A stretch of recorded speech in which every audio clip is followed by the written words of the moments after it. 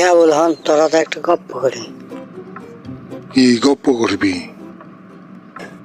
আমার দাদা না একটু বিয়ে করার 7 দিন পর বাজার থেকে একটু 30 কেজি ওজনে বয়েল মাছ নিয়ে এসেছিল।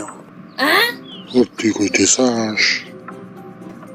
তে ওই মাছ দেখার জন্য আমার বাড়িতে গ্রামের ব্যাপক লোক এসে ভিড় জমাইছিল। তাই নাকি রে? এ এত লোক দেখে তো আমার দাদা তো অস্থির। পরে আমার দাদাকে আমি কইলাম যে তুমি কোনো টেনশন করো না, আমি আর একটা ব্যবস্থা করতেছি। তা তুই কি ব্যবস্থা করলি?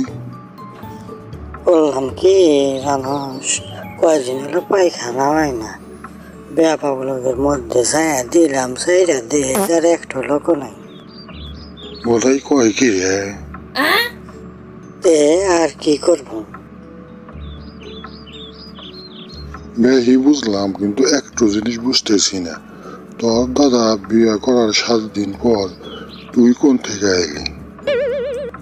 আইসি, তোর কোনো অসুবিধা আছে?